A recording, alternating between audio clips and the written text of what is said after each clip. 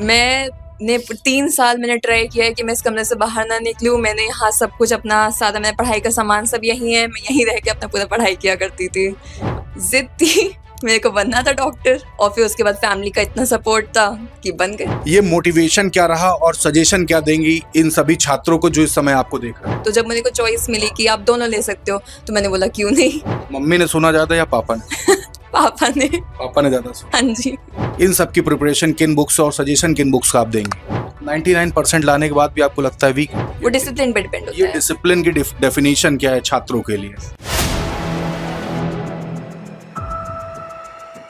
4 PM news network में आप सभी का स्वागत है। मैं हूं क्षितिज कांत। नीट एग्जाम की जो प्रिपरेशन कर रहे थे छात्र, आज उन सभी के लिए एक बड़ा दिन है। सभी ने रिजल्ट देखा और राजधानी लखनऊ का नाम खुशी शर्मा ने रोशन कर दिया है। 99.97% लाकर पूरे राजधानी लखनऊ का नाम रोशन करने वाली खुशी शर्मा हमारे साथ में है। आपको बता दूं, जिस कमरे में बैठा हूं इसी बंद कमरे में लगातार 3 साल प्रिपरेशन करने के बाद ये मुकाम हासिल किया है। आप वीडियोस देख रहे हैं किस तरीके से इमोशनल हो रहा था पूरा परिवार जिस समय ये रिजल्ट डिक्लेयर हुआ। सोशल मीडिया पे मानो धूम सी मच गई है, सभी लगातार बधाई दे रहे हैं। आप तस्वीरों में देख रहे हैं, हम खुशी शर्मा के साथ में हम बात करेंगे। खुशी जी, कैसा लग रहा है इस समय? बहुत अच्छा लग रहा है। मैं एकदम समझ नहीं आ रहा है कैसा महसूस करूं। रिजल्ट मैंने देखा जिस समय डिक्लेयर हो रहा था, आप लोग मोबाइल पे देख रहे थे, वो वीडियो तमाम सोशल मीडिया पर लगातार वायरल हो रही है। पूरा घर काफी इमोशनल हो गया था। माँ थी, आपको गले से लगा ली थी। जी, हम सब रोने लग गए थे। हम सब एकदम विश्वास नहीं कर पा रहे थे कि इतना अच्छा सब हो रहा है। थैंक यू गॉड जी। अच्छा, एक तस्वीर उसमें देख रहा हूँ, नीचे आपकी बहन है या भाई उस पर लिख रहे हैं कि लगातार इस कमरे से आपने 3 साल बाहर नहीं निकली, इसी कमरे में बैठ करके प्रिपरेशन। हाँ जी, मैंने 3 साल मैंने ट्राई किया है कि मैं इस कमरे से बाहर ना निकलूँ। मैंने यहाँ सब कुछ अपना सादा मैंने पढ़ाई का सामान सब यहीं है, मैं यहीं रह के अपना पूरा पढ़ाई किया करती थी। कैसे ये मोटिवेशन मिलती है 3 साल लगातार एक कमरे में रह करके पढ़ाई करना? जिद थी मेरे को बनना था डॉक्टर और फिर उसके बाद फैमिली का इतना सपोर्ट था कि बन गए। कितने घंटे पढ़ाई कर रही थी? 12 से 13 घंटे। 13 घंटे लगातार? हाँ जी। यहाँ पे तमाम छात्र देख रहे हैं, ये छात्र भी लगातार प्रिपरेशन करते हैं और कई बार चूक हो जाती है। आपने भी लगातार 3 साल प्रिपरेशन की है। ये मोटिवेशन क्या रहा और सजेशन क्या देंगी इन सभी छात्रों को जो इस समय आपको देख रहे हैं? कि गलतियां होती हैं और सबसे होती हैं, पर इसका मतलब ये नहीं है कि आप हार मान लो। इसका मतलब बस इतना है कि आप उसको ठीक करो और आगे बढ़ो और फिर दोबारा ट्राई करो। लगातार ट्राई करते हो? हाँ जी। अच्छा, एक चीज और थी जो काफी चर्चा का इस समय विषय बनी हुई है। आपने इंटर में अपने PCMB मतलब मैथमेटिक्स और बायो दोनों साथ में पढ़ाई की। हाँ जी। ये क्या था? अक्सर जो बच्चे होते हैं फिजिक्स केमिस्ट्री बायो या फिजिक्स केमिस्ट्री मैथमेटिक्स ही पढ़ते हैं। मेरा हमेशा से ही मुझे मैथ्स और बायो स्पेसिफिकली बहुत पसंद थी। तो जब मैं 11th में आई तो मैं बहुत ज़्यादा कंफ्यूज थी कि मैं दोनों में क्या लूँ। तो जब मुझे को चॉइस मिली कि आप दोनों ले सकते हो तो मैंने बोला क्यों नहीं। मैंने कहा मुझे दोनों ही बहुत ज़्यादा पसंद थे। सबसे ज़्यादा हेल्प सब्जेक्ट में किस टीचर से मिली? किस टीचर को आप अपना श्रेय देते हैं? मेरे कुछ मैंने कोचिंग कुछ टाइम पहले ही मैंने की हुई है, इसमें की हुई है, तो फिर वो मेरी बहुत हेल्प किया था उन लोगों ने मेरी। और उसके अलावा यहाँ पे मेरे फैमिली में भी सब लोग मेरी हेल्प की हुई है। जितनी भी मैं अपने पेपर्स लिखती थी, मैं उनको पकड़ाती थी कि आप मेरे से सुन लो, तो उनने मेरे से लगातार सब कुछ सुना हुआ है, सब प्रैक्टिस मेरी करवाई हुई है। तो मम्मी ने सुना ज्यादा या पापा ने?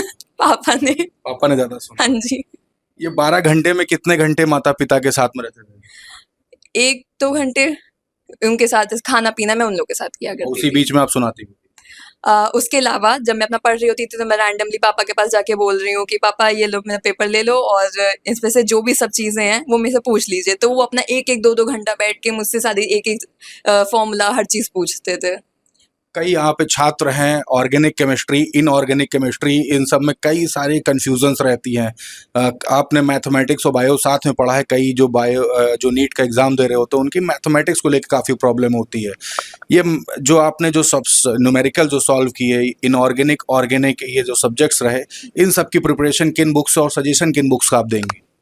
मैं बोलूँगी कि बायो और केमिस्ट्री NCERT से पढ़ना है और उसके अलावा और कुछ देखने की ज़रूरत नहीं है। और फिज़िक्स में आपको टीचर्स की हेल्प लेनी पड़ती है, वो थोड़ा सा ऑब्वियस होता है।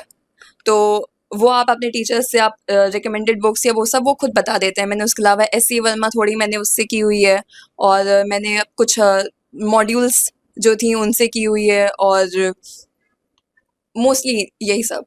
सबसे ज्यादा टाइम किसको देना पड़ा, किस सब्जेक्ट को? फिजिक्स। फिजिक्स को क्यों? मेरी फिजिक्स कुछ टाइम तक वीक थी, तो मैंने बोला था कि इसको आप और टाइम देके अच्छे से पूरा प्रिपेयर करके हर कॉन्सेप्ट देखते हुए इस बार मैंने किया है उसे। 99% लाने के बाद भी आपको लगता है वीक है? अब क्या कह सकते हैं, भरोसा भी नहीं हो रहा है कि अच्छा ठीक हो गई है। अच्छा, अब बात ये होती है कि आप मेडिकल फील्ड में जा रही हैं, किसी चीज़ के स्पेशलाइजेशन किसी पर्टिकुलर इस विभाग से आप जुड़ेंगी, वो कौन सा आपका ड्रीम विभाग कौन सा है, किस चीज़ में आप स्पेशलाइजेशन करना चाहते न्यूरोलॉजी, मुझे न्यू- न्यूरो सर्जन बनना है। हैं? ऐसा क्यों? अ, मैं ये मान लीजिए कि मैंने अपना जो मैं मूवीज देखा करती थी वो सोच लीजिए, या फिर बस मुझे बचपन से है कि मेरे को न्यूरो सर्जन बनना है। न्यूरो सर्जन का ही कोई किसी से मोटिवेट हुई न्यूरो सर्जन को लेकर के? नहीं, वो बस मुझे अपने से करना था वो। अपने से ही? हाँ। यहाँ पे तमाम छात्र और भी देख रहे हैं, कई कोटा राजस्थान जाते हैं पढ़ने के लिए, दिल्ली जाते हैं, बड़ी बड़ी कोचिंग जाते हैं, इलाहाबाद, अपने घर पे नहीं रहते। आपने मिसाइल कायम की है राजधानी लखनऊ में रह करके पास करने की। क्या ज़रूरी है लखनऊ अपने जो निजी आवास है उसको छोड़ करके बाहर जाना प्रिपरेशन करने के लिए? बिल्कुल नहीं, वो आपके खुद के ऊपर डिपेंड करता है कि आप कैसे स्टूडेंट हो। अगर आप यहाँ पे डिसिप्लिन्ड हो तो फिर आप यहाँ से कर सकते हो, अगर आप यहाँ डिसिप्लिन नहीं हो तो फिर आप कहीं भी आप डिसिप्लिन नहीं हो तो आप वहाँ से नहीं कर पाओगे। वो डिसिप्लिन पे डिपेंड ये होता है। डिसिप्लिन की डेफिनेशन क्या है छात्रों के लिए?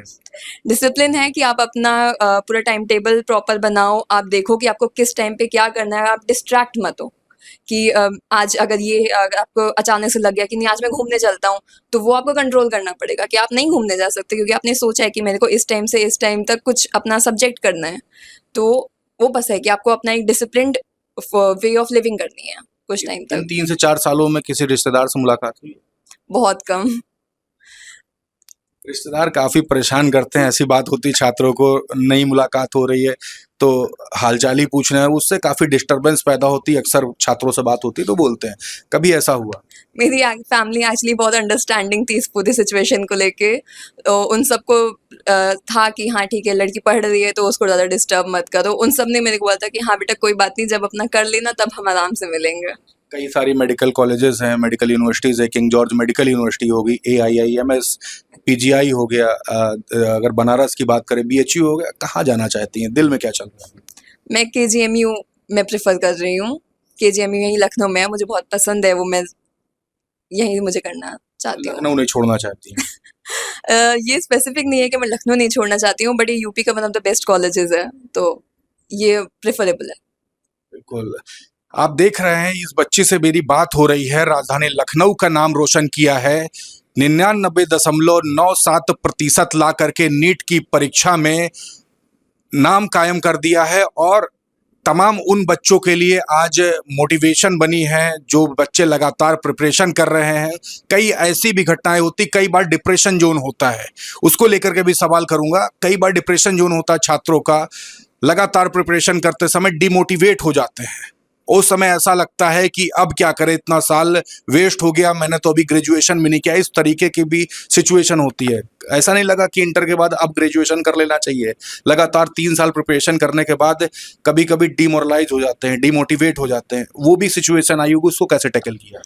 ये मैं अपनी फैमिली को क्रेडिट दूंगी इस चीज़ का, वो सब बहुत सपोर्टिव थे। मेरे को जब भी मुझे लगा कि नहीं कुछ अच्छा नहीं चल रहा है सब कुछ, तो उन्होंने मुझे बोला कि नहीं सब अच्छा होगा, और उन्होंने मुझ पे भरोसा रखा। इस बेस पे मैं खुद पे रख पाई, तो वो ही मेरा मोटिवेशन का वो था। कभी ऐसा पॉइंट नहीं हुआ कि लगा हो कि अब नहीं हो पाएगा? आई थिंक सबकी लाइफ में ये पॉइंट आता है तो उसको प्रिपरेशन कैसे में। टैकल किया? मैं तो बस अपने पापा से जाके बोला कि पापा समझ नहीं आ रहा क्या करूं, कुछ लग नहीं रहा है, हो नहीं रहा, तो उन्होंने मुझे बैठ के समझाया कि नहीं बेटा हो जाएगा, और फिर पूरा आराम से पूरा किया कि नहीं हो जाएगा, सब कुछ ठीक है, तो बस।